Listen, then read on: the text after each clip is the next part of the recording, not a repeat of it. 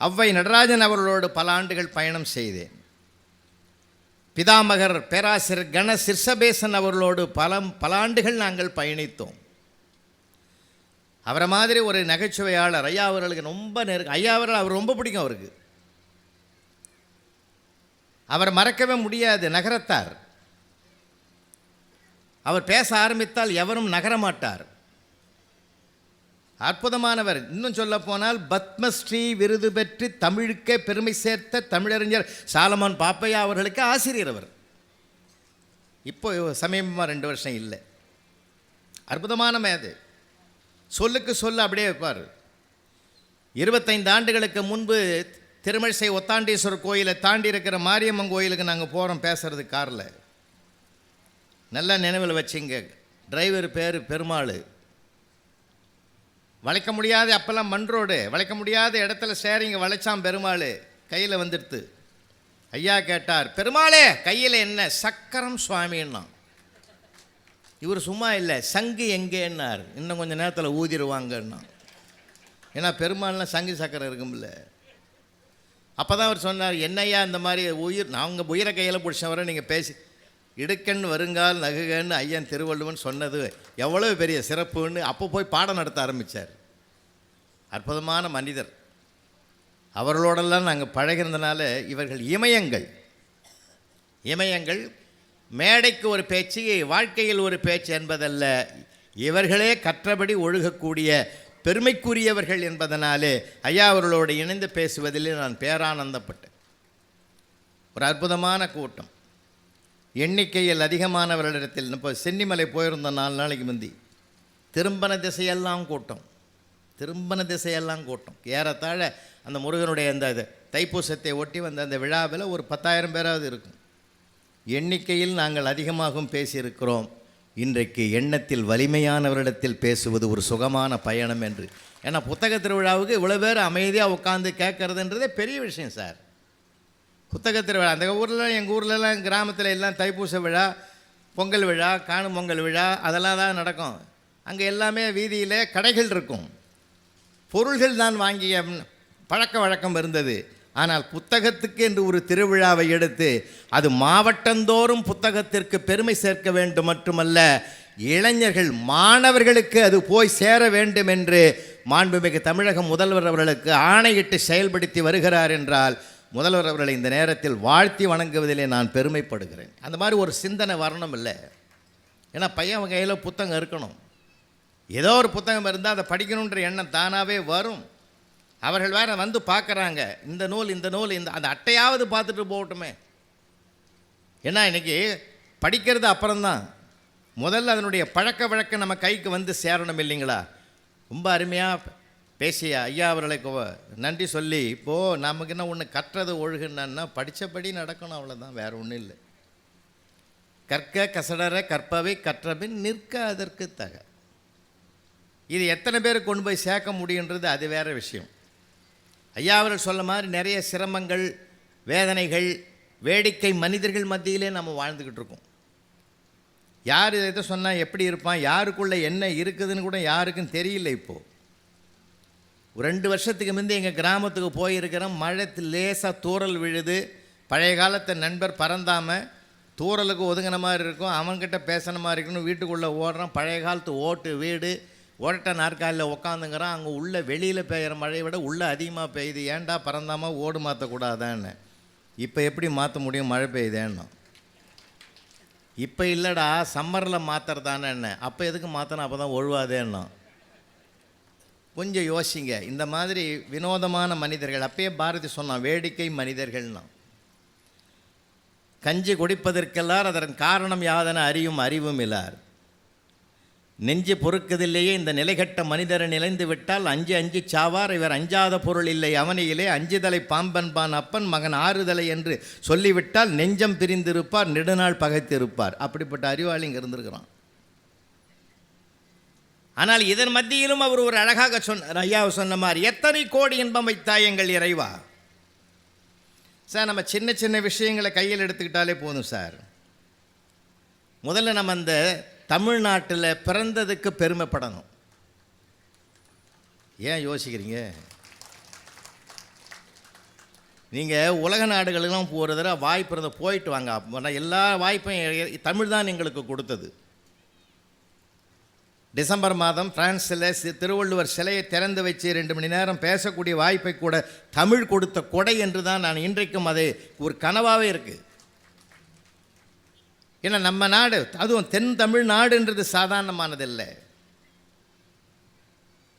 ஆன்மீகம் கூட அதைத்தான் பாராட்டுது. ஒரு சமயம் பெருமாள் அதை உமா மகேஸ்வரனுக்கு திருமண காட்சி வடக்க நடந்தபோது எல்லா தேவாதி தேவர்கள்லாம் அங்கே குழுமிய போது அது தாழ்ந்து போச்சு, தென் தமிழகம் உயர்ந்து போச்சு. இதை சமநிலைப்படுத்துறதுக்கு தான் அகத்தியர் என்ற ஒரு மனிதரை அனுப்பினார். அவர் வந்ததும் தமிழை உள்வாங்கிய ஒற்றை மனிதனாலே ஒரு நாட்டையே தாங்க முடியும், சமப்படுத்த முடியும் என்று அகத்தியர் மூலமாக ஆன்மீகம் கூட நமக்கு எடுத்து சொல்கிற உண்மை.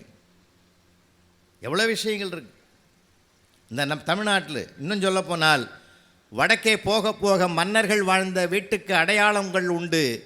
ஆனால் பாண்டியனுக்கோ சோழ மன்னனுக்கோ சேர மன்னனுக்கோ யாருக்கும் அவன் வாழ்ந்த வீடுகளுக்கு அடையாளத்தை நீங்கள் காட்ட முடியாது. அவன் கட்டிய திருக்கோயில்களுக்குத்தான் அடையாளம் இருக்கிறது என்றால், தென்னாடுடைய சிவனே போற்றி எந்நாட்டவர்க்கும் இறைவா போற்றி என்ற உயரிய தொடரை உலகத்துக்கு வழங்கிய ஆன்மீக நாடாகவும் நம்முடைய அன்னை தமிழ்நாடு விளங்குகிறது. 2.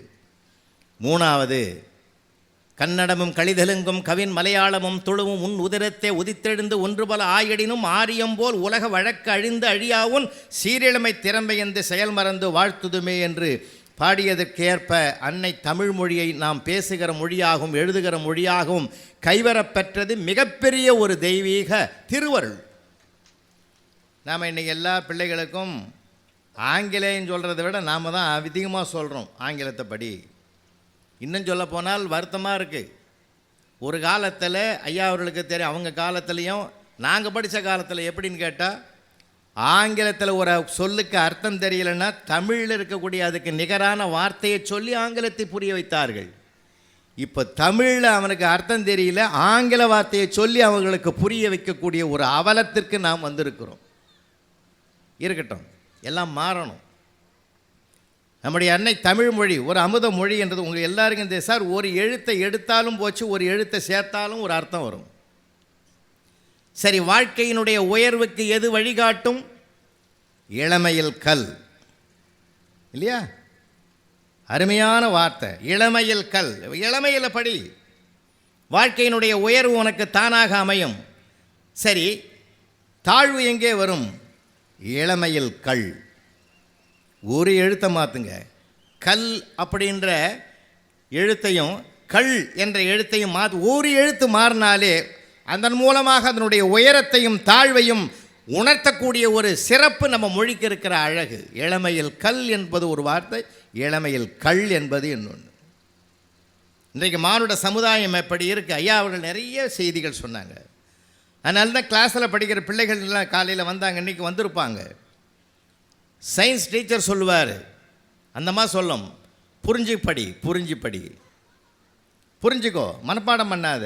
மேத்ஸ் டீச்சர் வரும், புரிஞ்சுக்கோ, மனப்பாடம் பண்ணாத. வரலாற்று டீச்சர், அதுவும் புரிஞ்சுக்கோ, மனப்பாடம் பண்ணாத. ஆனால் தமிழ் சொல்லிக் கொடுக்குற ஆசிரியர், இந்த பகுதியை மனப்பாடம் பண்ணு, இந்த பகுதியை மனப்பாடம் பண்ணு. ஏன் தெரியுமா? ஒரு ஹாஸ்பிட்டலில் மருத்துவர்கள் பயிற்சி பெறுகிறார்கள் என்றால் பதப்படுத்தப்பட்ட ஒரு உடற்கூறுகளை ஆராய்ச்சியிலே பார்த்து தான் பழகி அதை படிப்பார்கள். அப்போது மருத்துவர் சொல்லுவார், இந்த உடம்பு பதப்படுத்தப்பட்ட உடம்பு. தமிழில் நம்ம கிராமத்தில் சொல்லுவாங்க, பாடம் செஞ்சு வச்சிட உடம்புன்னுவாங்க. பாடம் செய்து வைத்த உடம்பு என்றால் பக்குவப்படுத்தப்பட்டது என்று அர்த்தம். ஒவ்வொரு மனிதனுடைய மனதையும் பக்குவப்படுத்தப்பட வேண்டுமென்றால் சில தமிழ் வார்த்தைகள் மனதிலே பதிய வேண்டும். அதனால்தான் அறம் செய்ய விரும்பு, ஆறுவது சினம், ஏல்வது கரவேல், ஈவது விளக்கன்னு அந்த அற்புதமாக வரிகளையெல்லாம் மனதில் பதிய வைத்து மனப்பாடமாக இருந்தால் தான் அது மனதை பக்குவப்படுத்துவது. ஏன்னா மனசை பக்குவப்படுத்துகிற ஆற்றல் நம்ம மொழிக்கு மட்டும்தான் இருக்கிறது. அதனால தான் தமிழில் மட்டும்தான் மனப்பாட பகுதின்னு வச்சுருக்கோம். இதை மார்க் வாங்கிறது இல்லை, அது மார்க் வாங்கிறதுக்கு இல்லைங்க. இன்றைக்கி ஏன் இதை நான் வலியுறுத்துறேன்னா, இன்றைக்கு அறிவும் திறமையும் வளர்ந்து இருக்கிறது. ஆனால் ஐயா அவர்கள் சொன்ன மாதிரி பண்பாடுகள் சரிந்திருக்கிறது. ஐயா சொன்னாங்களே நேர்மையாக வாழணுன்னாங்க, அது அந்த தன்மை குறைந்திருக்குது. நிறைய சில விஷயங்கள் பேசலாம், அறிவுக்கு பஞ்சமே கிடையாது சார். ஒருத்தன் டாக்டர்கிட்ட போனான், மனோதத்துவ டாக்டர்கிட்ட போனான். டாக்டர் நான் கட்டிலில் படுத்துங்கிறேன், ராத்திரி பூரா தூக்கம் வர மாட்டேன்னுது, யாரோ கட்டிலுங்கீழே படுத்துங்கிற மாதிரியே எனக்கு ரொம்ப ஃபீலிங்காக இருக்குது, திடுக்குன்னு மூச்சு பார்க்குறேன், ஆனால் ஒருத்தனும் இல்லை, 5 நிமிஷத்துக்கு ஒரு தடவை மூச்சு பார்க்குறேன், ராத்திரி பூரா தூக்கம் கட்டு போச்சுன்னா. டாக்டர் மனசுக்குள்ள கணக்கு போட்டார், ஒரு 5 சிட்டிங் இவனை வர வைப்போம், 1 மணி நேரம் இவனுக்கு ஒரு பயிற்சி கொடுப்போம், ஒரு சிட்டிங்க்கு 2000 ரூபான்னா 10,000 ரூபாய் ஆகும், 5 சிட்டிங் வரணும், ஒவ்வொரு சிட்டிங்கில் 1 ஹவர் பயிற்சி கொடுப்பேன்னாரு. எப்போ ஆரம்பிக்கலான்னாரு. அவன் பார்த்தான், 10,000 ரூபா கொடுக்குறத விட நிரந்தரமாகவே என் தூக்கத்துக்கு எடுத்துருவா என் வீட்டம்மா, அதனால் எங்கள் வீட்டில் ஒரு வார்த்தை சொல்லிவிட்டு வரேன்ட்டு போனவன் 1 மாதமாக வரவே இல்லை அந்த பக்கம். ஒரு நாள் கோவில் பக்கமாக அவன் வரும்போது டாக்டர் பார்த்துட்டார், என்னப்பா ஒரு நாளில் வீட்டில் கேட்டுட்டு வரேன்னு சொன்னால் ஆளையே வரலேன்னு. அதெல்லாம் ஒன்றும் இல்லை டாக்டர், இப்போ அந்த மாதிரி கனவுலாம் எனக்கு வர்றதில்லை, ஒரு 100 ரூபாயிலே என் சம்சாரம் ட்ரீட்மெண்ட் பண்ணிட்டா, 10,000 ரூபாய் எதுக்கு வேஸ்ட்டுன்னு. என்னையா பண்ணிங்கன்னு கட்டில் பிரித்து போட்டு பாய் வாங்கி கொடுத்துட்டா, இப்போ டெய்லி பாயில் படுத்துங்கிறேன், எனக்கு அந்த கனவே வர்றதில்லைன்னா. என்ன இன்றைக்கி அறிவு வளர்ந்துருக்குது, திறமை வளர்ந்துருக்குது, அதுக்கு பஞ்சமே கிடையாது. ஆனால் மனித பண்புகள் வளர்ந்திருக்கிறதா என்பது தான் கேள்விக்குறி. என்றால் கற்றது ஒன்று, செயல்படுவது இன்னொன்று என்கிற திசை மாறி போகிற காரணம்தான் அதற்கு மிகப்பெரிய காரணம். சாதாரணமானதில்லை. உங்களுக்கு ஒன்றை நினைவுபடுத்த நான் கடமைப்பட்டிருக்கிறேன். இந்த திருக்குறளை படித்து உள்வாங்கிதான் இதற்குரிய முறையிலே நடக்க வேண்டும் என்று தீர்மானிக்காமலே வாழ்ந்து காட்டிய பெரியவர்கள், படிக்காத மேதைகள் நிறைந்த மண் இந்த மண். ஒரு வரலாற்று செய்தி உங்களுக்கு நினைவுபடுத்துகிறேன். சென்னையிலே சட்டமன்றம் தங்குற விடுதி இருக்குது, மாண்புமிகு சட்டமன்ற உறுப்பினர்கள் தங்குகிற சட்டமன்ற விடுதி இருக்குது. அப்போது ஆளுங்கட்சி காங்கிரஸ் கட்சி பெருந்தலைவர் காமராஜர் அவர்கள் முதலமைச்சராக இருக்கிற காலம், மூக்கையா தேவர் என்கிற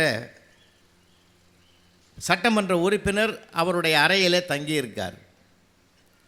மாண்புமிகு மூக்கையா தேவர் தங்கியிருக்கிற அந்த அறையிலே கடைநிலை ஊழியராக செயல்படுகிறவருடைய பெயர் மண்ணாங்கட்டி என்பது. கடைநிலை ஊழியர் சாயந்தரம் 6 மணி அவருக்கு அவர் பணிவிடை பண்ணிக்கிட்டு இருக்கிறார். அப்போல்லாம் பார்த்திங்கன்னா டிவி இல்லை, ரேடியோவில் தான் நியூஸ் வரும். 6 மணி செய்தி வருது. அந்த 6 மணி செய்தியில் ஒரு அறிவிப்பு வருது. என்ன அறிவிப்புன்னா, அரசாங்க வேலைக்கு வருகிறவர்கள் குறைந்தபட்சம் 5ஆம் வகுப்பாவது படித்திருக்க வேண்டும் என்று அரசு ஆணை வெளியிட்டிருக்கிறதுன்னு வந்தது. இந்த நியூஸை கேட்ட உடனே மண்ணாங்கட்டி பதறி போயிட்டார். அப்படியே சட்டமன்ற உறுப்பினர் ஐயா மூக்கையா தேவரை பார்த்து கையெடுத்து 6 விரலை காட்டி ஓன்னு அழறார். 6 பசங்க எனக்கு, நான் கை நாட்டு பேர் வழி, எனக்கு வேலை போயிடுமோன்னுமான்னு பயமாக இருக்குதுன்னு சொல்லி அழறார். அவர் இவரை சமாதானப்படுத்துகிறார், அழாத. இப்போ என்ன பண்ணணும், நீங்கள் தான் முதலமைச்சருக்கு ரொம்ப நெருக்கமானவராச்சே, இந்த பிரச்சனையை எடுத்து சொல்லி எனக்கு வாழ்வு கொடுக்கணும், நீங்கள் உங்கள் கையில் தான் இருக்குது அப்படின்னு அவனுடைய பிடிவாதத்தை தாங்கிக்க முடியாமல் அப்போவே செக்ரட்டரியேட்டுக்கு ஒரு ஃபோன் போடுறாரு. இந்த டயலை போட்டு நம்பரை போட்டு, அவர் என்ன நினச்சார், மூக்கையா தேவர் ஐயா, இந்த நேரத்தில் யாருமே ஆஃபீஸில் அலுவலர்கள் இருக்க மாட்டாங்க, இந்த மண்ணாங்கட்டி மாதிரி ஒரு கடைநிலை ஊழியன்தான் அங்கே இருப்பான், அவன்தான் ஃபோனை எடுப்பான், நாம் எதையாவது இவனுக்கு சமாதானம் சொல்கிற மாதிரி சொல்லி விடுவோன்னு சொல்லிவிட்டு இவர் டயல் பண்ணிவிட்டு இவங்கிட்ட கொடுத்துட்டு சொல்கிறாரு, படிக்காத ஒருத்தரே முதலமைச்சராக இருக்கிற போது படிக்காத இந்த மண்ணாங்கட்டி ஏன் பியூனாக இருக்கக்கூடாதுன்னு கேளு அப்படின்ட்டார். இந்த மண்ணாங்கட்டி அந்த ஃபோனை கையில் வாங்கிக்கிட்டு அதே மாதிரி பேசினார். படிக்காத ஒருத்தரே முதலமைச்சராக இருக்கிற போது படிக்காத இந்த மண்ணாங்கட்டி ஏன் கடைநிலை ஊழியராக இருக்கக்கூடாதுன்னு மூக்கையா தேவர் கேட்க சொன்னார். முடிஞ்சு போச்சா? மூக்கையா தேவருக்கு கை கால் நடுக்குது. அட சண்டாளப்பாவி, நான் உன்னை தான் கேட்க சொன்னேனே தவிர என்னையாண்டா நீ நீங்கள் தானே கேட்க சொன்னீங்க. அவ்வளோதாங்க. ஒரு 20 நிமிஷத்தில் ஒரு ஆள் வரார், மெசஞ்சர் வரார். தேவரையாவையும் இந்த மண்ணாங்கட்டியும் கூப்பிட்டு வர சொன்னாங்கன்னாங்க. என்னடா வம்பா போச்சு, யாரா கூப்பிடுறது, எதுக்கு கூப்பிட்றாங்கன்னு ஒரு 2 பேரும் பயத்தோடு வராங்க. அவங்களுடைய மனநிலையை இப்போ கொஞ்சம் கற்பனை பண்ணி பாருங்கள். 2 பேரும் அப்போது உள்ளே வரும்போது பெருந்தலைவர் காமராஜர் தான் அங்கே வந்து உட்காந்துங்கிறார். என்ன விஷயம்னா, எல்லா அலுவலர்களும் போயிட்டதுனால உனக்கு என்ன வேலை, நான் இருக்கிற ஃபைலை பார்த்துட்டு வர்றதுக்கு லேட் ஆகிடும்னு அந்த கடைநிலை ஊழியரையும் பெருந்தலைவர் அனுப்பிட்டார். இங்கேருந்து முக்கிய தேவரிடத்துலேருந்து சட்டமன்ற ஆஃபீஸ்லேருந்து ஃபோன் வரும்போது அந்த ஃபோனை அட்டன் பண்ணதே முதலமைச்சர் பெருந்தலைவர் காமராஜர் தான். அவரே டைரெக்டாக பேசுனதுனால தான் அவர்கிட்டயே இவர் சொல்லிட்டார். இந்த வார்த்தையை கேட்ட மாத்திரத்தில் தான் ஐயா வந்து 2 பேரையும் கூட்டின்னு வர சொல்லி 2 பேரும் உள்ளே நுழையிற போதே பெருந்தலைவர் சொன்ன வார்த்தை என்ன தெரியுங்களாங்க? மண்ணாங்கட்டி, என்னை மன்னிச்சிருப்பா, உன்னை மாதிரி பாதிக்கப்படுறவங்க இருக்கிறாங்கன்னு எனக்கு தெரியாதுப்பா. இந்த ஜீவோவை கொஞ்சம் மாற்றி இனிமேல் அரசு வேலைக்கு வருகிறவர்களுக்கு குறைந்தபட்சம் 5ஆம் வகுப்பு படித்திருக்க வேண்டும்னு இந்த ஜீவோவை நான் மாற்றிடுறேன்னு சொன்னார். பார்த்தீங்களா? இந்த அழகு இருக்க யாருக்கையா வரும்? அவர் நடவடிக்கை எடுக்கலை சார். எப்படி நீ கேட்கலான்லாம் கேட்கலிங்க. செவிகைப்ப சொற்பொருக்கும் வேந்தன் கவிகை கீழ் தங்கும் உலகுன்னு திருவள்ளுவர் 2000 ஆண்டுகளுக்கு முன்பாகவே எழுதி வச்சிருக்கிறார். இந்த குறளை பெருந்தலைவர் படித்தாரா, உள்வாங்கினாரா, உணர்ந்தாரான்றது தெரியாது. ஆனால் அதன்படி நடந்து அந்த குறளுக்கு உயிர் கொடுத்திருக்கிறவர் என்பது மட்டும் உறுதியானது. இந்த பண்பு ஒரு கற்றவர்கள் அதன்படி நடக்க ஆரம்பித்தால் இந்த வையகம் இல்லை, சாதாரணமானதில்லை. எத்தனை நிலைகளும் உயர்வதற்கு மிகப்பெரிய கஷ்டப்படணும்னு அவசியம் கிடையாது. தானாகவே அத்தனை வளர்ச்சிகளையும் நம்மால் அடைய முடியும். அதனால தான் திருவள்ளுவர் நிற்க அதற்கு தக என்று சொன்னார். எவ்வளவோ விஷயங்கள் இருக்குது. அதனால தான் இன்னொன்று சொல்லப்போனால் ஒரு மனிதனுடைய உயர்வு எங்கே இருக்குதுன்னு கேட்டாங்க. நிறைய பேர் போய் கைரேகை பார்க்குறான், பார்த்துருப்பீங்க நீங்களே. கிளி ஜோசியம் பார்க்குறான். கிளிக்கு என்னையா தெரியும்? கொஞ்சம் யோசிக்க வேணாமா? உள்ளங்கையை பார்த்து சொல்லுன்றான். என் உள்ளங்கையில் பார்த்து என் எதிர்காலம், அவன் எதிர்காலமே அவன் கையில் இல்லாது தான் அடுத்தவன் கையை பார்த்து அவன் பிழைக்கிறான். அது தெரியாமல் அவன் கையில் போய் உள்ளங்கையை பார்க்குறான். உள்ளங்கையை பார்க்காதே, உன் உயர்வு உள்ளங்கையில் இல்லை, உன் உள்ளத்தில் தான் இருக்கிறது என்று வள்ளுவர் சொல்லுகிறார். வெள்ளத்தனைய மலநீட்டம் மாந்தர்தம் உள்ளத்தனையது உயர்வுன்னார். உள்ளங்கையில் கிடையாது, உள்ளத்தில் தான் இருக்குது. இன்றைக்கு இருக்கிற நிலைகள், அவள நிலைகள் என்ன? அன்றைக்கி கூட ஒரு பொண்ணு போய் ஜோசியர்கிட்ட கேட்குது, கை ரேகை பார்க்குறவட்ட, சார் ஐயா என்னுடைய ரேகையை பார்த்து சொல்லுங்கள், எப்படி என் லைஃப் அமையும்? அவர் சொல்கிறார், நீ காதலிச்ச பையனையே கல்யாணம் பண்ணிக்குவோம்மா. அந்த பொண்ணு சொல்லுது, குறிப்பாக எந்த பையன்னு சொல்லிட்டு நான் ரொம்ப சுலபமாக இருக்கோம்னு. இன்றைக்கி எப்படி போகுது? கொஞ்சம் சிந்திக்க வேண்டியது. எப்படியெல்லாம் சொல்லிக் கொடுத்து எப்படியெல்லாம் வளர்த்த மண் இந்த மண். ஒரு அற்புதமான வாழ்க்கை முறைகளை சொல்லிக் கொடு. ஏன்னா வீடு என்பது தான் மனித பயிற்சி கொடுக்கிற இடம். அங்கே பட்டம் கொடுக்கப்படுவது இல்லை. ஒரு மனித தன்மையையும் பண்பாட்டையும் கலாச்சாரத்தையும் கொடுக்கக்கூடிய ஒரு இல்லற வாழ்க்கையை பெற்ற இந்த மண்ணில் பலர் அங்கே தான் பெறுகிறார்கள். அப்பாவும் அம்மாவும் தான் தன்னுடைய முன் உதாரணமாக இருக்கிறார்கள். அதைத்தான் மேதக அப்துல் கலாம் அவருடைய வாழ்க்கையில் நம்ம பார்க்குறோம். இன்னும் சொல்ல போனால் அன்புக்குரியவர்களே, இந்த மண்ணில் அதிசயங்கள் பல நிகழ்ந்திருக்கிறது. கத்தியின்றி இரத்தமின்றி யுத்தம் ஒன்று வருகிறது என்று நாமக்கல் கவிஞர் ராமலிங்கம் பிள்ளை பாடியதற்கேற்ப அகிம்சையை கையில் எடுத்துக்கொண்டு அதையே ஆயுதமாக்கி சத்திய பாதையிலே நடந்து எந்த சூழ்நிலையிலும் என்னை நான் இழக்க மாட்டேன் என்று தன்னை சுய கட்டுப்பாட்டுக்குள்ளே கொண்டு வந்து செயல்பட்டு அத்தனை துன்பங்களையும் துயரங்களையும், சொல்லப்போனால் இதந்தரு மனையை நீங்கி இடர்மிகு சிறைப்பட்டாலும் பதந்தரு இரண்டும் மாறி பழிவுகிந்து இழிவுற்றாலும் விதந்தரு கோடி என்னல் விளைந்தனை அழித்திட்டாலும் சுதந்திர தேவி நின்னை தொழுதிடல் மறக்கலேனே என்று மகாகவி பாரதி பாடியது போல தன்னை இழக்காமலேயே இந்த தரணி முழுவதும் பவனி வந்து இந்திய தேசத்துக்கு சுதந்திரம் பெற்றுக் கொடுத்த அண்ணல் காந்தியடிகள். அவரை நெறிப்படுத்தியது எது? ஒவ்வொரு தமிழனும் அறிந்து கொள்ள வேண்டிய அற்புத செய்தி அது. அவருடைய குரு டால்ஸ்டாய்க்கு கடிதம் எழுதுகிறார். நான் எந்த புத்தகத்தை முழுமையாக படித்தால் அகிம்சை முறையிலே சத்தியத்தின் பாதையிலே நான் விடுதலை பெற முடியும், எனக்கு ஆலோசனை கூறுங்கள் என்று டால்ஸ்டாய் இடத்திலே கேட்கிறார்.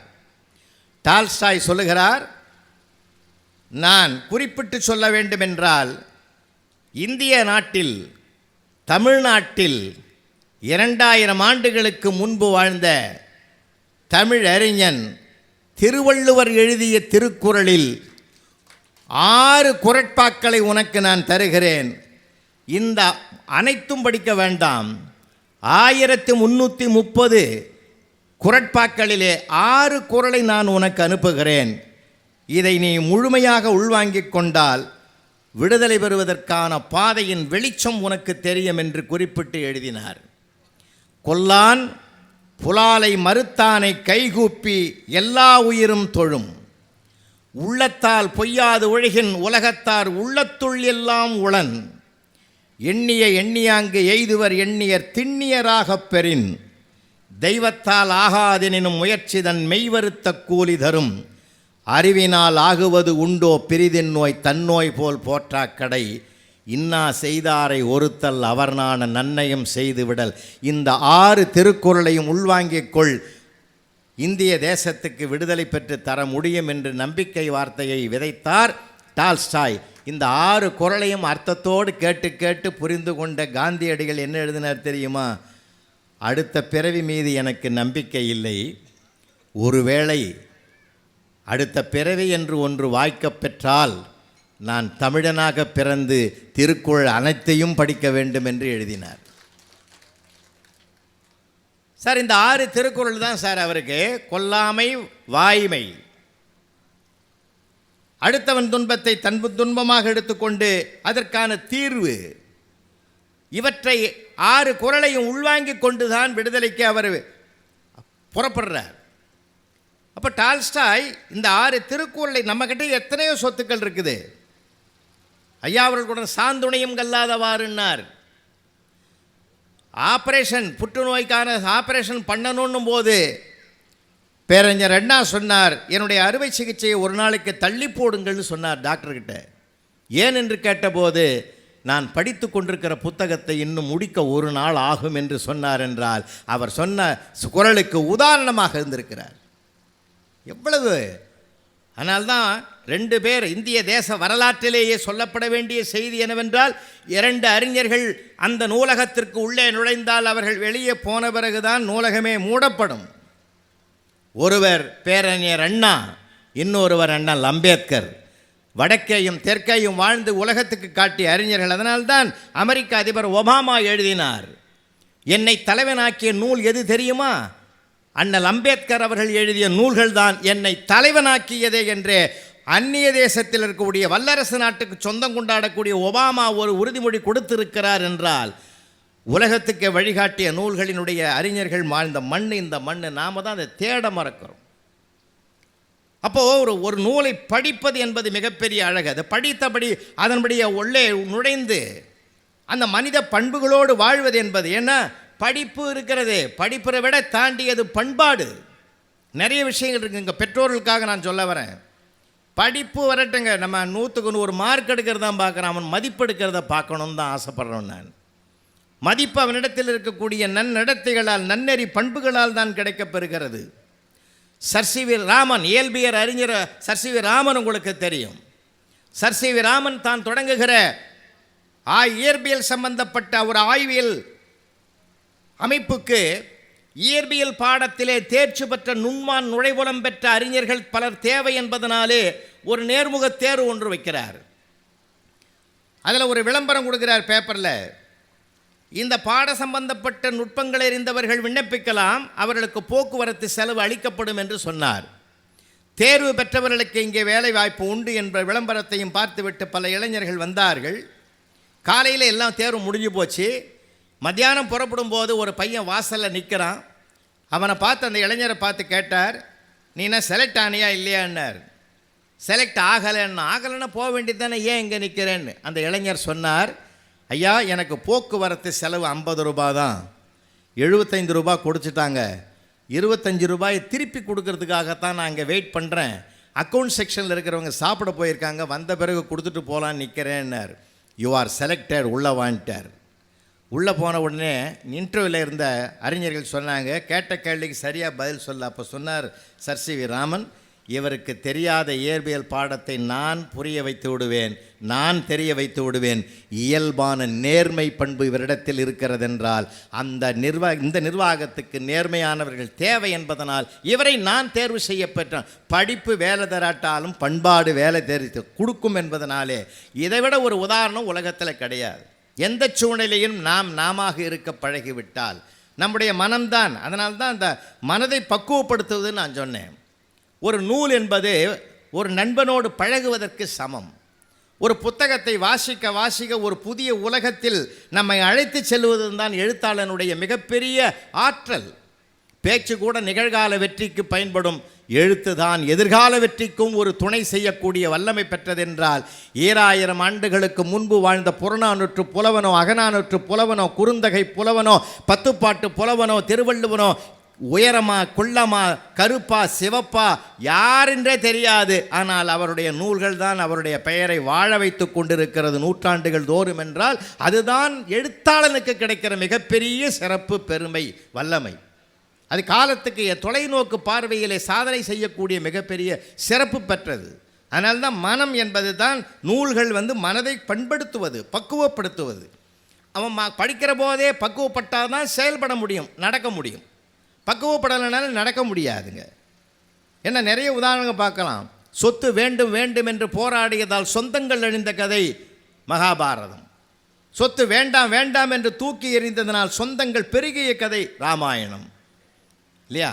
ஒரு சத்தியத்தை வாழ்நாள் முழுவதும் பல சங்கடங்களுக்கு மத்தியிலும் காப்பாற்றினால் காப்பாற்றுகிறவன் தான் நின்று நிலைப்பான் என்பதுதான் ஹரிச்சந்திர புராணம். ஒவ்வொரு நூலுக்கும் ஒவ்வொரு பெருமையும் சிறப்பும் உண்டு என்பதை நம்ம பார்த்துருக்கிறோம். அதை வாசிப்பதற்கு மட்டும் மகிழ்ச்சிக்குரியதல்ல, மனம் பக்குவப்பட்டு அதன்படி நடப்பதற்குத்தான் மிகப்பெரிய சிறப்பு அதில் இருக்கிறது என்பது தான் முக்கியமானது. நம்ம நடக்கணும், முடிஞ்ச வரைக்கும் நடக்கணும். நான் நிறைய நம்ம ரசித்து படிக்கிறோம். அது படித்து பாராட்டுறதுக்கு மட்டும் இல்லை, சந்தோஷப்படுறதுக்கு மட்டுமல்ல, முடிந்த வரையில் நம்முடைய வாழ்க்கையில் அதை பின்பற்றுவதற்கு முயற்சி பண்ணால் அதுதான் மிக மிக முக்கியமானது, ரொம்ப முக்கியமானது அதுதான். ஏன்னா அதுதான் திருவள்ளுவர் சொல்கிறார், தந்தைக்குரிய கடமை, தாய்க்குரிய கடமை, மகனுக்குரிய கடமை, மனைவிக்குரிய கடமையில் படிக்கிறதுக்காக மகிழ்ச்சி அடைவதற்காக அல்ல. நிறைய விஷயங்கள் சொல்லலாம். மகாபாரதத்தில் ஒரு காட்சி நான் உங்கள் கண் முன்னால் காட்டணும்னு ஆசைப்படுறேன். ஏன்னா ஒரு கற்றறிந்தார் சபை என்பதனால இதை நினைவுபடுத்த விரும்புகிறேன். மகாபாரதத்தில் தூது வருகிற நிகழ்ச்சி உங்கள் எல்லாருக்குமே தெரியும். தூதிலே பாதி போர் முடிந்து போனது, அதுவும் உங்களுக்கு தெரியும். மகாபாரதத்தை பொறுத்தவரையில் 2 போர் நடக்குது. ஒன்று அறிவு போர், இன்னொன்று ஆயுத போர். அறிவு போரில் பாதி முடிஞ்சு போச்சு சண்டையே, மீதி ஆயுத போரில் முடியுது. கண்ணபெருமான் நாளைக்கு இந்த சபைக்கு, துரியோதனுடைய சபைக்கு பாண்டவர் சார்பாக தூது வருகிறார் என்ற செய்தி பிரகடனப்படுத்தப்படுகிறது. அப்பொழுது துரியோதன் எழுந்து சொல்லுகிறார், 56 தேசத்து ராஜாக்கள் அமர்ந்திருக்கிறார்கள். அந்த சபையில் ஒரு செய்தியை தெரிவிக்கிறார். நாளை அந்த கண்ணன் இந்த அவைக்குள் வருகிற போது ஒருவர் கூட எழுந்து மரியாதை செலுத்தக்கூடாது என் ஆணை என்று பிறப்பிக்கிறார். அனைவரும் கேட்டுக்கொள்ளுகிறார்கள். ஆனால் நடந்தது என்ன?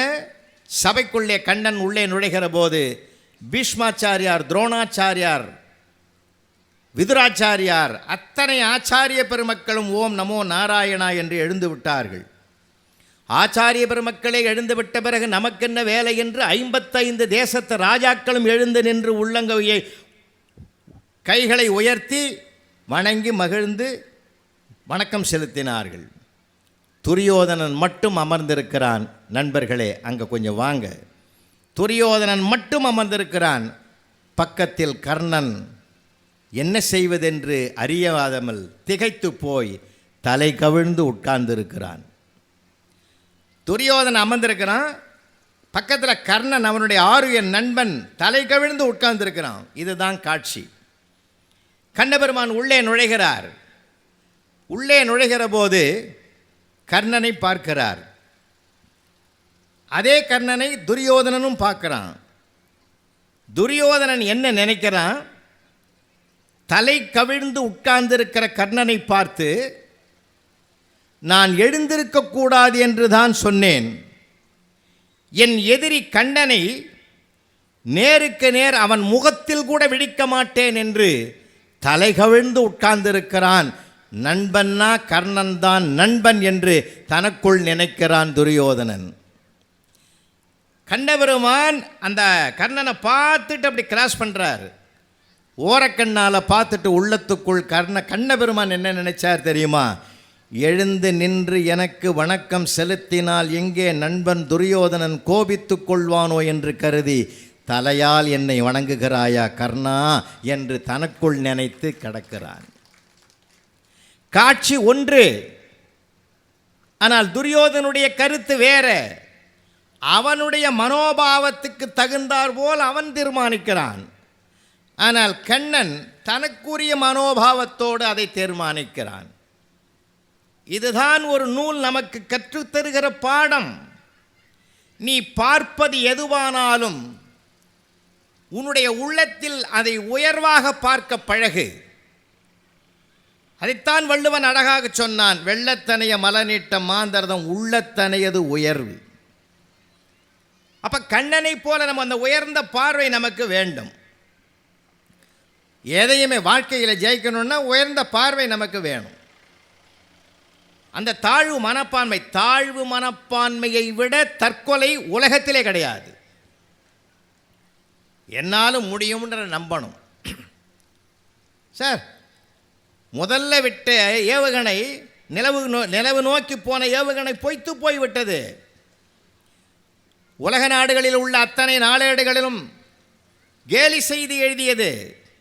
லட்சக்கணக்கான மைல்களுக்கு அப்பால் இருக்கக்கூடிய நிலவு மண்டலத்துக்கு சென்றால் செலவாகிவிடும் என்று அதனுடைய பிம்பம் கடலில் தெரிந்தது. இங்கே சென்று விட்டதுன்னு கடலில் விழுந்த அந்த ஏவுகணையை நினைச்சு எல்லாரும் ஏளனம் பண்ணான். மேதகு அப்துல் கலாம் அந்த திட்டக்குழுவினுடைய தலைவராக இருந்து செயல்பட்டவர் என்ன பண்ணார்? மன வருத்தத்தோட அன்றைய பாரத பிரதமராக இருந்த அன்னை இந்திரா காந்தி இடத்திலே வந்து சொன்னார், மறுபடியும் ஒரு 100 கோடி ரூபாயை ஒதுக்கினால் நான் நிச்சயமாக விண்ணை தொடுகிற நிலவு மண்டலத்தை சென்று சேருகிற விண்கலத்தை தயாரிக்கிறேன்னு. திட்ட கமிஷனில் பணம் இல்லைன்ட்டாங்க. வருத்தத்தோடு திரும்புகிற போது அன்னை இந்திரா காந்தி அம்மையார் சொன்னார், பிரைம் மினிஸ்டர் ஃபண்டிலிருந்து 100 crore உங்களுக்கு தரேன், உங்கள் நம்பிக்கையை நான் மதிக்கிறேன், நீங்கள் முயற்சி செய்யுங்கள் என்று அனுமதி கொடுத்தார்கள். எண்ணி 3 மாதங்களில் அந்த விண்கலத்தை தயாரித்து விண்ணிலே செலுத்துகிற போது அதற்கு என்ன பெயர் வைத்தார் தெரியுமா? அப்துல் கலாம் அக்னி ஏவுகணை என்று பெயர் வைத்தார். ஏன் தெரியுமா? நிலம், நீர், தீ, காற்று, ஆகாயம் என்ற பஞ்சபூதங்களிலே நெருப்பு தான் பள்ளத்தில் வைத்தாலும் அது மேல் நோக்கித்தான் தீபம் எரியும் என்றால் இந்த விண்கலம் மேல் நோக்கித்தான் போகும், கீழ் நோக்கி வரவே வராது என்று முழுமையான நம்பிக்கையோடு செலுத்தினார். அது மாபெரும் வெற்றியை தொட்டது. அதைத்தான் நம்ம முயற்சி. அவர் கற்றுக் கொடுத்த பாடம் எது தெரியுமா? முயற்சிகள் தோற்கலாம், முயற்சிக்க தோற்காதே. முயற்சிகள் தோற்கலாம், முயற்சிக்க தோற்காதே. அதுதான் நமக்கு அவர் கற்றுக் கொடுத்திருக்கிற மிகப்பெரிய பாடம். எவ்வளவு நம்முடைய உள்ளம்தான். ஏன்னா பகையை கூட மிகைப்படுத்துகிற செயல்களும் உண்டு, பகையை தணிக்கிற செயல்களும் உண்டு. மேற்கு ஜெர்மனி, கிழக்கு ஜெர்மனி வரலாற்றில் படிக்கிறோம். ஒன்றா இருந்த ஜெர்மனி 2ஆ பிரியுது. மேற்கு ஜெர்மனி, கிழக்கு ஜெர்மனி. கிழக்கு ஜெர்மனியிலேருந்து என்ன பண்ணான் தெரியுமா? அந்த நாட்டில் அந்த பகுதியில் இருக்கிற அத்தனை குப்பை கூலங்களையும் லாரி லாரியாக கொண்டு போய் மேற்கு ஜெர்மனியில் காம்பவுண்டை தள்ளி கொட்டினான். எல்லா குப்பைகளும் நாட்டில் கொட்டினான். எல்லாருக்கும் நியாயமாக பார்த்தா கோபம் வரும். மேற்கு ஜெர்மனி அதை பார்த்தான். வண்டியாக லாரி லாரியாக பழங்களையும் தானியங்களையும் கொண்டு வந்து மதிலை தாண்டி கிழக்கு ஜெர்மனியில் வைத்தான். வச்சது மட்டும் இல்லை, ஒரு போர்டில் ஒரு வாசகம் எழுதினான். யார் யாரிடத்தில் என்னென்ன இருக்கிறதோ அதைத்தான் கொடுப்பார்கள் என்று எழுதி வச்சுட்டு வந்தான். சார், இது இங்கே செயல்படலை, அங்கே செயல்பட்டது. இன்னா செய்தாரை ஒருத்தல் அவர்னான நன்னயம் செய்து விடல்னு குரல் எங்கோ உலகத்தின் ஒரு மூலைக்கு சென்று சேர்ந்து இருக்கிறது என்றால் என்ன பெருமை. நாம் அந்த மாதிரி நடந்திருக்கிறோமா வாழ்க்கையில்? எதிர்த்தா தான் சார் பிரச்சனை. ஏன் அமைதியாக இருந்துட்டா? வாழ்க்கையில் ஒருவருடைய அமைதி, ஒருவர் பொறை, இருவர் நட்பு. நான் சார் பொன்மொழி, சாதாரணமான பழமொழி நமக்கு எவ்வளவு பெரிய அற்புதத்தை கொடுக்கிறது, பண்படுத்துகிறது. எங்கள் கிராமம் சார், நான் குக்கிராமத்தில் பிறந்து வளர்ந்தவன். எங்கள் கிராமத்தில் பேசுவாங்க சார் பெரியவங்க, ஏய் தலைகால் தெரியாமல் ஆடாத. இங்கேயும் சொல்கிறாங்களோ என்ன தெரியாது, தலைகால் தெரியாமல் ஆடாதரா, ஒரு லெவல் இருக்கட்டும் அப்படின்னுவான். நானே கேட்டேன், அது என்ன தலை தெரியுது காலும் தெரியுது, அது என்ன ஆடுறதாம தெரியாமல்? அப்போ தான் எங்கள் பாட்டி சொன்னாங்க, டே அது மகாபாரதம்டா, அதில் ஒரு மகாபாரத செய்தி இருக்குது. என்ன பாட்டின்னு கேட்டேன். துவாரகையில் கிருஷ்ண பரமாத்மா படுத்துக்கிட்டு இருக்கிற போது வருகிற பாரத போருக்கு அவரை படைத்துணைக்கு அழைக்க வேண்டும் என்று அர்ஜுனன் வரான், கால் பக்கம் உட்காடுறான். துரியோதனை வரான், அவர் ராஜா இல்லையா, தலை பக்கம் உட்காடுறான். அவர் ஏற்கனவே நிஜ தூக்கம் இல்லை, அது பொய் தூக்கம். யார் உட்காடுறான்னு அவருக்கு அதில் தெரியுது. டக்குன்னு என்ன மனுஷன் எழுந்தால் எங்கே பார்ப்போம், தலை பக்கமாக பார்ப்போம், கால் பக்கம்தான் பார்ப்போம். அப்படி எழுந்திருக்கிற மாதிரி எழுந்திருக்கிறார். அர்ஜுனா எப்போ வந்த? இப்போ தான் வந்த. என்ன விஷயம்? வருகிற பாரத போருக்கு பாண்டவர் பக்கம் துணை இருந்து எங்களுக்கு வெற்றி தேடி தர வேண்டும்னு உள்ளங்கையை நீட்டினா, சத்தியம் பண்ணி ஓம் அப்படின்னு உறுதி கொடுத்துட்டார். அப்படியே டேர்ன் பண்ணார். துரியோதனா நீ எப்போ வந்த? நானும் அப்போ தான் வந்தேன். ஐயோ நான் உறுதி கொடுத்துட்டனே, வருகிற பாரத போருக்கு நீ வரமாட்ட, ஆனால் உன்னுடைய படைகளை எனக்கு கொடு. படைத்தவனை அர்ஜுனன் கேட்டான், படைத்தவன் படைத்த படைகளை துரியோதனன் கேட்டான். யார் ஜெயிச்சான்? பாண்டவர்கள் ஜெயிச்சான். ஏன்? கால் பக்கம் பணிவோடு உட்கார்ந்தான். பணி உடையன் இன்சொலன் ஆதல் அணியல்ல மற்ற பிறனர வள்ளுவன் பாதத்தில் உட்கார்ந்தான் பணிவோடு. அவன் தலகரத்தோடு தலைப்பக்கம் உட்கார்ந்தான். அன்பு ஜெயிக்கும், ஆணவம் ஒருபோதும் ஜெயிக்காது. அதனால் தலகால் தெரியாத ஆடாதரான்னு கிராமத்தில் சொன்ன அழகான பொன்மொழி. எவ்வளவு பெரிய சிறப்பு இருக்குது பாருங்க ஐயா. நிறைய விஷயங்கள் இருக்குது தெரியுமா, சாதாரணமான விஷயம் சார். ஆனால் ஒரு பெரிய பாரத கதையை கொண்டாந்து உள்ள நுழைச்சிட்டான் பாருங்க. வரலாற்று செய்திகள் நிறைய பேருக்கு பாடப்புஸ்தகத்தில் இருக்காது சார். அதனால தான் பாட்டு புறநானூறு அகநானூறுலாம் படிக்கிறோமே. இன்றைக்கி யார் அதை படிக்கிறதுக்கும் ஆள் இல்லை, அதை எடுத்து சொல்கிறதுக்கும் ஆள் இல்லை. இப்போ அவங்கெல்லாம் எவ்வளோ ஐயாலாம் படித்தவங்க, எவ்வளவு செய்திகள் இருக்குது தெரியுமா. புகழனின் உயிரும் கொடுக்குவர் சார். புகழ் வருதுன்னா உயிரை கூட கொடுப்பான். பழியனின் உலகோடு பெரினும் கொள்ளலர். பழிக்குரிய செயலை செய்தா இந்த உலகத்தையே தரேன் அப்படின்னா கூட செய்ய மாட்டாங்களாம் பெரியவங்க. அதை ஒரு பெரியவர் செஞ்சிருக்கிறார் இந்த மண்ணில். ஒரு பள்ளிக்கூடத்தை கட்ட வேண்டும் என்று செயல்படுகிறார் காந்தியடிகள். காந்தியடிகள் செயல்படுகிற போது நார்த் இந்தியாவில் செயல்படுறார். அப்போ அந்த ஊர் மக்கள்லாம் சேர்ந்து சொல்கிறாங்க, மிட்டாதாரர்களும் மிராசுதாரர்களும் சொல்லுகிறார்கள், நீங்கள் கட்டுகிற பள்ளிக்கூடத்தில் தாழ்த்தப்பட்டவருடைய வகுப்பை சார்ந்த பிள்ளைகளை சேர்க்க மாட்டேன் என்று ஒரு உறுதி கொடுங்கள், அந்த பள்ளிக்கூடத்தை நாங்களே கட்டி கொடுக்கிறோம் என்று சொன்னபோது அண்ணல் காந்தியடிகள் என்ன பதில் சொன்னார் தெரியுமா? இந்திய தேசத்தின் விடுதலையே கொடுத்தாலும் அந்த மாதிரி கட்டுப்பாட்டுக்கு நான் உட்பட மாட்டேன் என்று உறுதிபட சொன்னார். பார்த்தீங்களா? அதுதான் உறுதிபட சொல்லக்கூடிய ஒரு தன்மை கொண்ட கொள்கை. அதனால்தான் அந்த காலத்தில் சொன்னார் 2000 புகழனின் உயிரும் கொடுக்குவர், பழியனின் உலகோடு பெரினும் கொள்ளலர். என்ன அருமையான வாசகம் சார். எல்லாரும் சொல்கிறோம் யாதும் முறை யாவருங்கள்னு சொல்லாத ஆளே கிடையாது. அடுத்த வரி பாருங்கள், அதுதான் அற்புதமான வாழ்வியல் வரி. தீதும் நன்றும் பிறர் தர வாரா. நமக்கு வருகிற நன்மைக்கும் தீமைக்கும் நாம தான் காரணமாக தவிர அடுத்தவன் காரணமே இல்லை. இதை ஒரு தர்மத்தை புரிஞ்சுக்கிட்டாலே போதும் சார். எல்லா தனி மனித வாழ்க்கை, குடும்ப வாழ்க்கை, சமுதாய வாழ்க்கை எல்லாம் நல்லா இருக்கும். அது கடைசியில் சொன்னான் பாருங்க, பெரியோரை வியத்தலும் இளமே சிறியோரை இகழ்தல் அதனும் இளமே. சார் இதை விட ஒரு தர்மம் உலகத்திலே கிடையாது. எவ்வளோ பெரிய அற்புதமான தர்மம் சார் இது. இன்றைக்கி அந்த அறப்பண்புகள் போயிச்சே சார். எங்கள் சப்ரிஸ்டார் ஒருத்தர் ரிட்டையர் ஆனார் தாம்பரத்தில். ரிட்டையர் ஆன மறுநாள் அன்றைக்கே சொன்னார் சமையல்காரனை கூப்பிட்டு, நாளையிலேருந்து கூட்டு பொரியெல்லாம் கட் பண்ணு, ஒரு நாளைக்கு வத்த குழம்பு, ஒரு நாளைக்கு சாம்பார், ஒரு நாளைக்கு வெறும் ரசம் மோர், இப்படியே காலத்தை ஓட்டும், பென்ஷன் தான் நான் வாழணும் அப்படின்னாரு. ஓகேன்ட்டான். மறுநாள் ஒரு மாதம் போச்சுங்க. இவர் சாப்பிட்ட பிறகு தான் அவன் சாப்பிடுவான். ஒரு மாதத்துக்கு பிறகு ஒரு நாள் கிச்சனில் போய் பார்க்குறாரு, அவன் வடை பாயசத்தோடு சாப்பிட்டுங்கிறான். என்னடா நான் இப்படி சொன்னேன், ஒரு நாளைக்கு ஒன்று தான் வைக்கணும்னு நீ இப்படி சாப்பிட்றிய? சார் நீங்கள் தான் ரிட்டையர் ஆனீங்க, நான் இன்னும் ரிட்டையர் ஆகலைன்னா. இப்போ தர்மங்கள் எப்படி ஆளாளுக்கு போய்கிட்டு இருக்குது. அறப்பண்புகள் மாறாத ஒன்று. பெரியோரை வியத்தலும் மேலுமே சிறியோரை இகழ்தல். அதே என்ன எவ்வளோ விஷயம் தெரியுமா? தமிழ் அழகான மொழியா. அன்புத்துறை நிறைய பட்டிமன்றம்லாம் பேசுகிறவர். அவர் தலைமையில் இங்கேயே ஒரு பட்டிமன்றம் நடக்க இருக்குது. அவருக்குன்னு ஒரு குழுவை வச்சுருக்கிறாரு. அதெல்லாம் பெரிய விஷயம். ரிட்டையர் ஆன உடனே அந்த பென்ஷனை வாங்கி வச்சுக்கின்னு பேங்க்கில் போட்டு வர்ற வட்டியை சாப்பிட்டுக்கின்னு ஏதோ ஒரு டிவியில் சீரியலை பார்த்துட்டு அப்படியே காலத்தை ஓட்டாமல் அன்னை தமிழுக்கு என்னாலும் தொண்டு செய்ய முடியும்னு வராரு பார்த்தீங்களா? அந்த ஆர்வத்தை உருவாக்குறது தான் புத்தக திருவிழாவினுடைய நோக்கமே. அதுக்காக தேடணும் இல்லை, நிறைய விஷயங்களை தேடணும் இல்லை. நல்லா கவனிங்க. பெரியோரை வியத்தலும்னா ஐயா கற்றுக் கொடுத்த பாடம் தான். சிறியோரை எழுதல் அதனும் இல்லை வேணாம். பெரியோருக்கு இடைநெறி போட்டிருக்கான், சிறியோருக்கு வல்லினறி போட்டிருக்கான். ஆனால் நம்ம பாஷையில் சொல்லணும்னா பெரியரி சின்னரி. பெரியோருக்கு பெரியரி தானே போட்டிருக்கணும், சின்னரியை போட்டிருக்கிறான். சிறியோருக்கு பெரியரியை போட்டுக்கிறான். என்ன விஷயம்? இடையனரி, வல்லினம் மெல்லினம் இடையனம் இருக்கு இல்லையா? சிறியவருக்கு வல்லினரி போட்டிருக்கான் பெருசை. ஏன்? வல்லினரி என்பது வலிமையை குறிப்பது, வல்லினத்தை குறிப்பது. சிறியவர்கள் வலிமையானவர்கள் என்பதனால் சிறியோரை இகழ்தல் அதனும் இலேமே. பெரியோரை வைத்தல். பெரியோர் யாரை பெரியோர்ன்றது ஏன் இடைநெறி போட்டான் தெரியுமா? அவர்கள் வல்லினம் பக்கமும் போக மாட்டார்கள், மெல்லினம் பக்கமும் சாரமாட்டார்கள். நடுநிலைமையோடு இருக்கிற காரணத்தினால்தான் இடையின எழுத்திலே ஒன்றை போட்டு பெரியோர் என்று இடையின ரகரத்தை போட்டிருக்கிறான்னா மொழிக்கு இருக்கிற அழகு, நம்ம மொழியில் இருக்கிற மிகப்பெரிய வலிமை, சொத்து.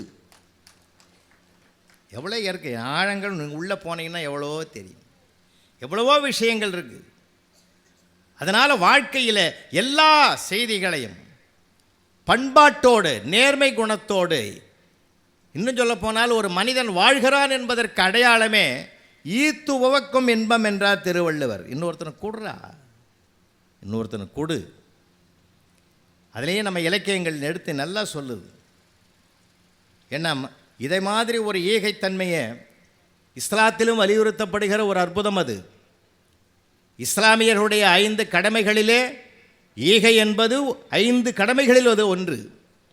தான் சம்பாதிக்கிற பொருளிலே ஒரு 100க்கு 2% இல்லாதவர்க்கு கொடுப்பதற்கென்றே எடுத்து வைக்கிறவரே குரான் வலியுறுத்துகிற செய்தி. எவ்வளோ விஷயங்கள் இருக்குது. பைபிள் பாரம் சுமப்பவன் பாக்கியசாலி என்று பைபிள் கூறுகிறது. அடுத்தவர்க்கு உதவிக்கரத்தை நீட்டு என்று நம்முடைய ராமாயணம் சொல்லுகிறது, பாரதம் சொல்லுகிறது, எல்லா பகவத்கீதை சொல்லுகிறது. சொல்லாத அறத்தை சொல்லாத நூல்களே கிடையாது. ஈகை என்றே பேர் அதுக்கு. இந்த ஈகை என்னுடைய குணத்தை உலகத்திலேயே எந்த காவியங்களும் சொல்லாத ஒன்று. அண்ணன் சொன்னார் நட்பு, அதையும் சித்தரிக்காதது. நட்பு எத்தனை பேர் பிஸ்னஸ் மோட்டில் பண்ணுறான். யார் நல்ல நண்பன் என்று கூட குரல் எடுத்து சொல்லுகிறது. ஒரு பிரச்சனை வந்து விட்டதென்றால் பழகுகிறவனுக்கு கவலைப்படாதே, கடவுள் காப்பாற்றுவான்னு சொல்பவன் நண்பன் அல்ல. உன் பிரச்சனையா விடுறா, நான் இருக்கிறேன், நான் பார்த்துக்கிறேன் அப்படின்னு உரிமை கொண்டாடுகிறவன் தான் நல்ல நண்பன். முகநக நட்பது நட்பென்று நெஞ்சத்து அகநக நட்பது நட்புன்னார் திருவள்ளுவர். அந்த நட்பை கூட மகாபாரதம் காட்டுகிற, உங்களுக்கு தெரியாதது கிடையாது. பெற்ற தாய் சொல்லுகிறாள், ஒரு இடத்துல உறவு மோதுகிறது. இன்றைக்கி நம்ம வாழ்க்கையில் இருக்கிற பிரச்சனை இது. ஒரு பக்கம் உறவு, ஒரு பக்கம் நட்பு. உறவு சொல்லுகிறது, பெற்றெடுத்த தாய் குந்தி உரிமை கொண்டாடுகிறாள், மகனே நீ பாண்டவர்களுக்கு மூத்தவன், அதை இன்றைக்கு நான் நினைவுபடுத்த வேண்டிய கட்டாயம் வந்துவிட்டது. நீ பாண்டவர் பக்கம் வந்து சேர்ந்து விட்டால் இந்த ஆட்சியினுடைய பொறுப்பை உனக்கே கொடுத்து விடுவார்கள். உன்னுடைய நிழலின் கீழே 5 தம்பிகளும் சேவகம் செய்து வாழ்வார்கள், ஆட்சி புரியலாம் என்று சொன்னபோது அந்த பிள்ளை அதை ஏற்கவில்லை. அதுதான் கற்றபடி வாழ்ந்து பழகினபடி நடந்த சிறப்பு அது. அவன் சொன்னான், பெற்ற நீர் மகவன்பிலாமையாலோ பெரும்படி நாணியோ விடுத்தேர். அம்மா, என்னை பெற்ற காலத்தில் பெட்டியில் வச்சு ஆற்றுல அனுப்புனேன். ஒருவேளை உனக்கு மகன் என்று நான் அறியப்பட்டால் உனக்கு பழி வந்துவிடும் என்று கருதியோ, ஒருவேளை என் மீது அன்பில்லாமையினாலோ என்னை பெட்டியில் வைத்து ஆற்றிலே விட்டு விட்டாய். பெற்ற நீர் மகவன்பிலாமையாலோ பெரும்படி நாணியோ விடுத்தீர். அற்றை நாள் தொடங்கி இற்றை நாள் வரை ஆருயர் துணையெனக் கொண்டு கூட உண்டு. அம்மா, ஒரு விஷயம் உனக்கு தெரியுமா? என்னுடைய ஆருயர் நண்பன் துரியோதனன் எப்படிப்பட்டவன் தெரியுமா? அவன் மகாராஜா, ராஜாக்களுக்கெல்லாம் ராஜா. அவன் ஆட்சி பொறுப்பிலே ஒவ்வொரு தேச பிரிவுகளுக்கும் முடிசூட்டுகிற போது மற்றவர்களை கொண்டு முடிசூட்ட வைப்பான். ஒரு காலத்தில் துரோணாச்சாரியார் வில்வித்தை வீரத்தை வெளிப்படுத்துவதற்கு இளைஞர்களுக்கு ஒரு வாய்ப்பு கொடுத்த போது அந்த அரங்கேற்றத்தில் நானும் பங்கு பெற்றேன். அர்ஜுனன் தன்னுடைய வில்வித்தையினுடைய வீரத்தினுடைய வெற்றி பாதையிலே செலுத்துகிற போது நான் உள்ளே நுழைந்து என்னுடைய வில்வித்தை வீரத்தை எல்லாம் வெளிப்படுத்துகிற போது அவனுக்கு பாடம் சொல்லிக் கொடுத்த ஆச்சாரியர் துரோணர் எங்கே தன்னுடைய மாணவன் தோற்று விடுவானோ என்று கருதி, வெற்றி என் பக்கம் வந்து விடுமோ என்று கருதி அஞ்சி தடுத்து நிறுத்தி என்னை பார்த்து கேட்டார், உன் குலம் எது, கோத்திரம் எது, உன் ஜாதி என்ன, நீ யார் என்று கேட்டபோது எந்த கேள்விக்கும் பதில் சொல்ல முடியாமல் தலை தாழ்ந்து நின்றேன் தாயே. அப்பொழுதுதான் ஒரு குரல் எழுந்தது, கற்றவர்க்கு ஜாதி இல்லை, செல்வம் பெற்றவனுக்கு ஜாதி இல்லை, அழகுக்கு ஜாதி இல்லை. இந்த வில்வித்தை வீரனுக்கு ஜாதியை கேட்கிறார் ஆச்சாரியாரே, இவனுக்கு என்ன அந்தஸ்து என்று கேட்கிறாய் அல்லவா? இப்பொழுது அந்தஸ்தை பிரகடனப்படுத்துகிறேன். அங்க தேசத்துக்கு இன்று முதல் இவன் அரசன் என்று அறிவித்தது மட்டுமல்ல, அவன் கையாலே கொண்டு வந்து கிரீடத்தை சூட்டினான். தாயே, அங்கீகாரம் கொடுக்க வேண்டிய நீ அஞ்சி ஒதுங்கி விட்டாய், அவன் எனக்கு அங்கீகாரம் கொடுத்தான். அப்படிப்பட்ட ஆருயர் நண்பன் என்ன செய்வான் தெரியுமா? அவன் ராஜபோகத்திலே இருப்பதனால் ஒவ்வொரு பொன் கிண்ணத்திலும் ஒவ்வொரு சாப்பாடு வரும். ஒரு உருண்டை எடுப்பான், அது போய்விடும். அடுத்த கிண்ணம் வரும், அதில் இன்னொரு உருண்டை எடுப்பான். எடுத்த கிண்ணத்திலேயே எடுத்து உண்டால் அது தன் எச்சிலை தானே உண்டதற்கு சமம் என்று கருதி அப்படி தொடவே மாட்டான். இதுதான் அவனுடைய உணவு உண்கின்ற பழக்கம். அப்படிப்பட்ட நண்பன் என்ன செய்தான் தெரியுமா தாயே? ஒரே தட்டில் என் எச்சிலை பகிர்ந்து உண்டானம்மா. நட்புக்கு களங்கம் கிடையாது, எச்சில் வேறுபாடு கிடையாது. அப்படி வேறுபாடற்ற நிலையிலே பழகியவன் அந்த நண்பன் துரியோதனனுக்கு துரோகம் இழைத்துவிட்டு பெற்ற தாய் அழைத்தாய் என்பதற்காக என் நட்புக்கு களங்கத்தை நான் விளைக்க மாட்டேன் என்று அவன் கற்றதைப்படி ஒழுகி இந்த சமுதாயத்திற்கு ஒரு முன் உதாரண புருஷனாக இருந்தான். பெரியோர்களே, அது மட்டுமா? அம்மா, நீயும் ஒரு பெண்மணி என்பதனாலே ஒன்றை நான் சொல்ல கடமைப்பட்டிருக்கிறேன். என்னுடைய ஆழ்மனதிலே இருக்கிற ஒரு செய்தியை உன்னிடத்தில் பகிர்ந்து கொண்டால் எனக்கு ஒரு ஆறுதலாக இருக்கும் என்று நான் பார்க்கிறேன். என்னுடைய நண்பன் துரியோதனுடைய மனைவி பானுமதியும் நானும் ஒரு நாள் சொக்கட்டான் ஆடிக்கொண்டிருக்கிறோம். ஒரு அறையில் அந்த விளையாட்டை விளையாடி கொண்டிருக்கிற போது பானுமதியினுடைய பார்வை உள்பக்க சுவர் போரமாக உட்கார்ந்து வாசல் பக்கம் பார்க்கிறது. என்னுடைய பார்வையோ உள் சுவர் பக்கம் பார்க்கிறது. ஆட்டம் வெறுவெறுப்பாக போய்கொண்டிருக்கிற நேரத்தில் திடீரென்று பானுமதி எழுந்தாள். நான் ஆட்டத்தில் மூழ்கிவிட்டதனால் இந்த காய்களை நகர்த்தி வெற்றி பெற்றே தீருவேன் என்கின்ற வேகத்தில் உணர்ச்சி வசப்பட்டிருந்த நேரத்தில் பானுமதி எழுந்து விட்டாள். எழுந்தவளை நான் என்ன செய்தேன் தெரியுமா? தோற்று விடுவோம் என்று எழுந்திருக்கிறாயா, அஞ்சாதே என்று அவளுடைய மேகலையை பிடித்து இழுத்து விட்டேன். அம்மா, இழுத்த நேரத்தில் என்ன ஆயிற்று தெரியுமா?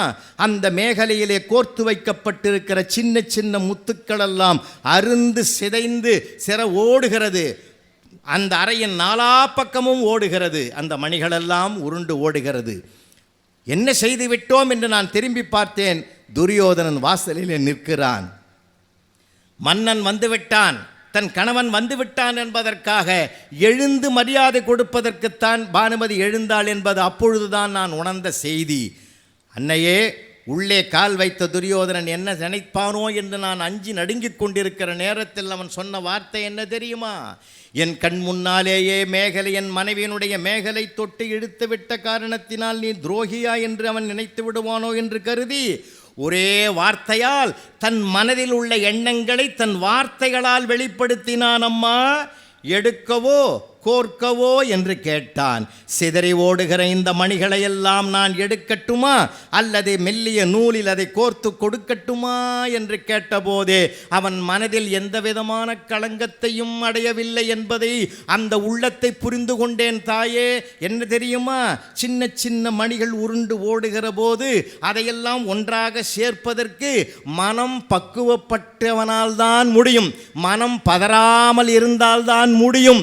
அது மட்டுமல்ல, அந்த சின்ன மணியிலே இருக்கக்கூடிய மெல்லிய அந்த துளையில் அந்த மெல்லிய நூலை விட வேண்டுமென்றால் நிதானம் பொறுமை இரண்டும் இருந்தால்தான் அதை சாதிக்க முடியும் என்றால், ஆடையை பிடித்து இழுத்து விட்ட ஒரு நிலையில் அவனுடைய மனம் பதற்றப்படவில்லை, பதறவில்லை.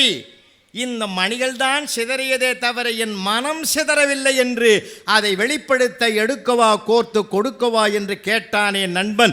அந்த ஆருயிர் நண்பனுக்கு துரோகம் இழைத்து விட்டு, பாண்டவர்கள் என் உடன் பிறந்தவர்கள் என்பதற்காக, அழைத்தவள் தாய் என்பதற்காக நன்றி கட்டத்தனத்தோடு நட்புக்கு துரோகம் செய்து விடுவேன் என்று நினைத்தாயா? வரமாட்டேன் என்று மறுத்தானே. கற்றது ஒழுகு.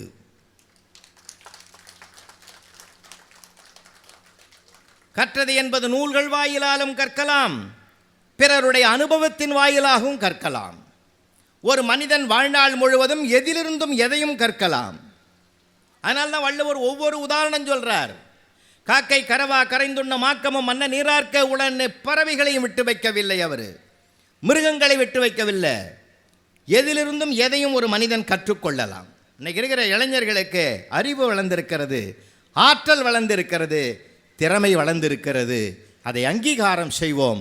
அதே நேரத்தில் பண்பாட்டை விதையாக்குவோம், அவனுக்கு பக்குவத்தை உருவாக்குவோம், அவனுடைய உள்ளத்தில் நல்லதை விதைப்போம்.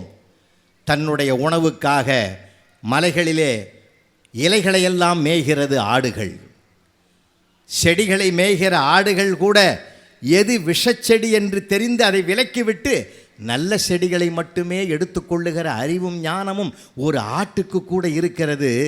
இது உயிருக்கு தீங்கு தரும் என்று ஒரு போர்டு எழுதி வைத்திருந்தாலும் கடைக்குள்ளே நுழைந்து விஷத்தை அருந்துகிறதை அதை தெரிந்தும் விஷத்தை அருந்துகிறானே இந்த மனிதன் என்றால் நாம் ஆறறிவு படைத்தோம் என்று எப்படி மார்தட்டி கொள்வது? கொஞ்சம் யோசித்து பார்க்க வேண்டும். எவ்வளோ விஷயங்கள் இருக்குது சார், எவ்வளோ விஷயம். அளவு கடந்து குடிச்சிட்டு ரயில்வே ஸ்டேஷன் வாசலில் கூட ஒரு நாய் பக்கத்தில் போய் ஒரு படுத்துக்கிறான். நாய் தலை நிமிர்ந்து அவனை பார்த்து தான். அதுக்கு என்ன அர்த்தம் தெரியுமா? அண்ணே கொஞ்சம் தள்ளிப்படு. அவன் அந்த பார்வையை புரிஞ்சுக்கணும். உனக்குணம் எனக்கு எனக்கா இளக்காரமாக இருக்குதா? அதுக்கு இல்லைன்னு அப்படியே நீ அசந்து தூங்கிடுவ. உங்கள் வீட்டுக்காரம்மா வரும், குடிகார நாயை எழுந்து வாடான்னு சொல்லும். குடித்தது நீ என் பக்கத்தில் இருக்கிறதுனால என்னையும் சேர்த்து திட்டுவா. அந்த திட்டு எனக்கு எதுக்கு? அதனால தான் உன்னை தள்ளி படுக்க சொல். நண்பர்களே, தெரிந்தே பல தவறுகளை செய்யக்கூடிய சமுதாயமாக மாறிவிட்டதென்றால் இல்லை சார். கோயில் வெளியில் இருக்கு, ஆனால் கோவிலே வீட்டுக்குள்ளே இருக்குதுன்னு சொல்லி கொடுத்த பூமி அது. தாயிற் சிறந்த கோவில் இல்லை, தந்தை சொல் மிக்க மந்திரம் இல்லை, அன்னையும் பிதாவும் முன்னறி தெய்வம். இப்போ நம்ம எல்லாம் பணத்தை சம்பாதிக்க கற்றுக் கொடுத்தோமே தவிர மனதை சம்பாதிக்க கற்றுக் கொடுக்கலையே என்ற வருத்தத்தில் தான் நான் இந்த தலைப்பையை எடுத்தேன்.